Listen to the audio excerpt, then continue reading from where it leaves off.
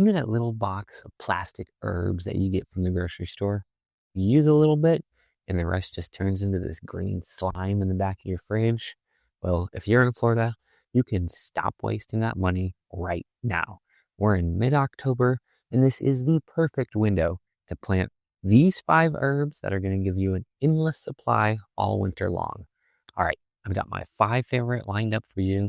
These are easy, they're tough, and they absolutely love the Florida cool season. For each one, I'll tell you why it's great, the easiest way to plant it, and how to harvest it so it keeps giving you over and over again. Let's jump in with number 1, the workhorse of the winter garden, parsley. Now, you've probably seen 2 kinds of parsley. There's the ruffled, kind of curly leaf variety, which looks really nice as a garnish, but the one that I really recommend for flavor is the flat leaf Italian parsley. The flavor is much richer and more robust. Honestly, once you start cooking with this, you'll never go back. But here's the coolest reason to plant parsley in Florida. You're not just planting an herb, you're planting a butterfly nursery, kinda. Parsley is a primary host plant for one of the prettiest looking butterflies, the black swallowtail butterfly. You'll see these cool looking caterpillars, often called parsley worms, on your plants. Don't panic. Actually, you should plant just a little bit extra for them. It's a small price to pay to have those gorgeous pollinators in your garden. Okay, let's talk about planting. The absolute easiest way to get started is to just buy a small starter plant from your local nursery. You can plant seeds, but you're going to have to be patient. Parsley can take 3 to 4 weeks to actually germinate. So if you do plant them, don't give up too quickly.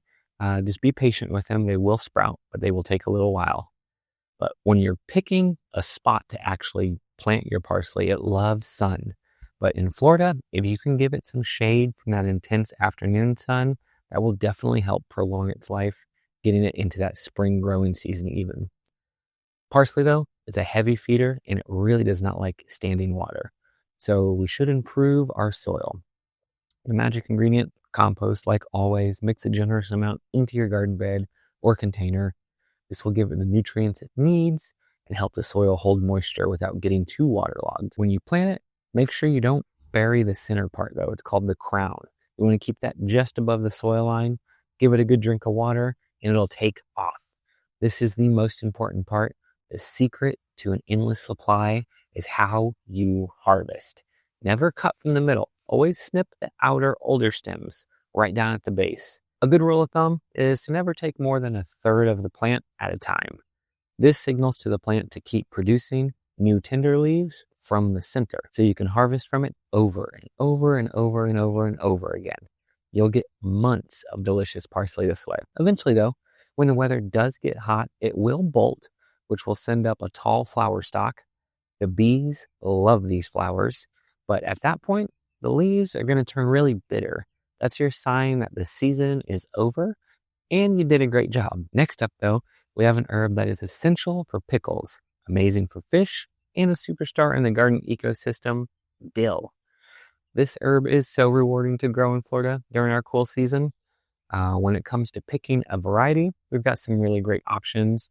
My personal go-to for a big, productive plant that's perfect for pickling is a Long Island Mammoth. A couple of other fantastic choices are Bouquet and Super Ducat. Now, if you're working with pots or a smaller garden, you want to look for a dwarf variety called Fernleaf. That's a really good small option. It stays nice and compact, but still packs all that great dill flavor. And just like with parsley, when you plant dill, you're rolling out the welcome mat for those black swallowtail butterflies.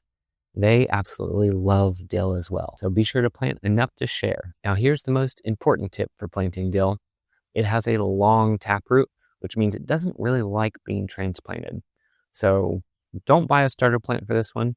You should actually plant these seeds directly in your garden where you want it to grow. Thankfully, it's super easy though. Pick a spot that gets at least 6 hours of direct sun. Again, afternoon shade is preferred. But make sure the soil is loose and well draining. All you have to do is sprinkle seeds on the soil, cover them with about 1/4 inch of soil or compost, and water them in. Keep the soil moist until they sprout, and they're going to take off right now in this time of year at Florida. And here's an extra little bonus for the endless supply theme.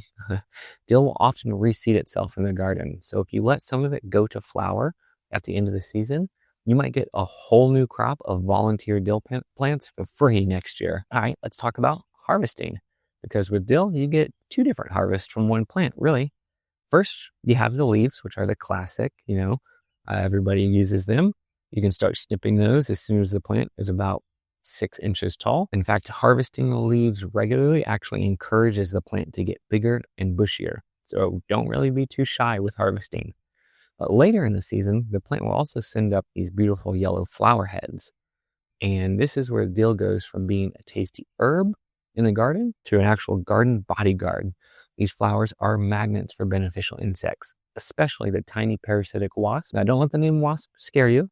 These guys are microscopic. They're harmless to us, but they are the #1 enemy of the dreaded tomato hornworm. By planting dill near your tomatoes, you're basically hiring a free security force to protect them. It's one of the best companion planting tricks there is. Once the flowers have done their job for the garden and start to fade though, and the seed heads turn brown, you can then harvest the dill seeds. Just snip off the whole stalk and actually hang it upside down in a paper bag for about a week, and the seeds will actually just fall right off. These are what you use for pickling or for grinding into seasonings. It's a fantastic 2-for-1 plant that is just so easy and productive in Florida, especially in the winter garden. I'm curious so far, which of these are you already growing, or which one are you most excited to try? Let me know down in the comments. All right, herb number 3 is one you can only really grow this time of year in Florida, and that is cilantro. Cilantro is the poster child for the winter garden in Florida. Why? Because it has one enemy, and that is heat. The moment our weather gets hot, cilantro bolts, which is a gardening term that means it gives up on making tasty leaves and just sends up flower stalks in a hurry. The leaves turn bitter and your harvest is over. But right now, in the cool, mild weather of Florida in the fall and winter, cilantro is in its happy place. The key to a long cilantro season starts with choosing the right variety. You want to look for packets that say slow bolt on them. Varieties like Santo, Mariner, or Fiesta are specifically bred to produce leaves for a longer period before flowering. This is really your first line of defense. Just like dill, cilantro has a sensitive taproot, so you'll have best success by planting it from seed directly into the garden. Pick a spot with full sun, again, afternoon shade preferred, and make sure you've worked in plenty of compost to create a rich, well-draining soil. And here's a little trick. The cilantro seed is actually a whole fruit with 2 seeds inside. If you gently crush the seed pod into 2 pieces before planting, you can even soak them in water overnight. These things will both speed up germination. Now, here's the single most important tip for having cilantro all winter long: succession planting. This goes for all herbs, really. Don't plant all your seeds at once. Instead, plant a new small row of seeds every 2 to 3 weeks. That way, as one batch starts to mature and eventually bolt, you'll have a fresh new batch coming up right behind it. It's a simple trick that guarantees a continuous supply. When it's time to harvest, the rule is the same as parsley. Always cut the outer leaves from the base of the plant. Leave the small new leaves in the center to continue growing. When your plant inevitably does bolt, don't just rip it out. First, the flowers are fantastic for attracting beneficial insects like all of these herbs. And second, you get a free bonus spice. Let the flowers fade and dry on the plant until they form little round brown seeds. These seeds are the spice coriander. You can collect them, grind them up, and use them in your cooking. It's a fantastic 2-for-1 deal for a single plant. Number 4 is one I give every gardener who says they have a black thumb. It's so easy, it practically grows itself, and I'm talking about green onions, which might also be known as scallions or bunching onions. No matter what you call them, these are one of the most productive and permanent plants that you can put in your Florida garden. In our mild winter, they're not just a one-time crop, they're actually a perennial that will form a clump and give you harvest for years. Super cool. It's the truest definition of an endless supply. Now, there are 2 ways to get your patch started. The first way is super easy, and it's basically free. If you take a bunch of green onions from the grocery store, make sure they're organic, go ahead and use the green tops in your cooking, and you're left with these little white ends. with the little roots on them, don't just throw those out. This is actually, you can actually start a plant from these. You can put them in a glass of water, about an inch of water or so, and within a day, it'll actually start regrowing from the top. After a few days of this, take them and plant them out in the garden or in a pot. Just stick them in some soil, leaving the very tips of the green exposed, and that's it. You just turned trash basically into an endless supply of food. The second way, if you want to establish a really robust permanent patch, is to grow a specific bunching variety from seed. Look for types like Evergreen, Hardy White, or Tokyo Long White. You plant the seeds in the fall, and they'll grow into a beautiful patch that will last for years. When it's time to harvest, you really got two choices. If you just need the green tops for a garnish, just give them a little haircut, Snip the greens with scissors about an inch above the soil, and they will grow right back, usually within a week or so. But if a recipe calls for the whole onion with that tender white part, don't be afraid to just pull the whole thing out of the ground. Since they multiply and form a big clump, you can pull out some completely while letting others stay to keep the patch growing. Seriously, if you only plant one thing from this video, make it this one. It's a guaranteed win. Last but not least, we have a tough, fragrant herb that's an absolute must-have for soups, stews, and roasted chicken. And that is thyme. Thyme is a Mediterranean herb, which tells you two things about it. It loves sun, and it hates having wet feet. While it can be a little tricky with our Florida humidity, if you follow one simple rule, you'll have a gorgeous, productive plant for years. There are many great culinary varieties to choose from, like English thyme, German thyme, or my personal favorite for a bright flavor, lemon thyme. Really interesting. Let's talk about planting them, because this is where people kind of go wrong. This is the number one rule for thyme. It must have excellent drainage. It would actually rather be too dry than too wet, and it will die quickly from root rot if it sits in soggy soil. Because of this, the absolute easiest way to grow thyme here is in a container, actually, especially like a terracotta pot that allows it to breathe and allows the soil to dry out a little bit faster. When you're making your potting mix, use a standard potting mix, but add a few big handfuls of either perlite or sand. This creates a gritty, fast-draining mix that thyme will love. You also want to start with a starter plant, a transplant that you can get from the nursery for this one, as thyme can be very slow to grow from seed. Plant it in a gritty soil mix and in a spot that gets at least 6 to 8 hours of sun. And this is important. Let the soil dry out completely between waterings.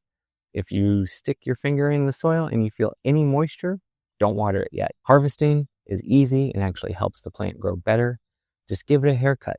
Snip off the top 2 to 3 inches of the fresh green growth regularly. Trimming like this will encourage it to become thick and bushy, and will stop it from getting too woody and sparse at the base. Just be sure not to cut back into the thick, old woody parts, as those may not grow back. Give it what it wants, sun and dry feet, and this plant will reward you with incredible flavor all year long. So there are the 5: parsley, dill, cilantro, green onions, and thyme.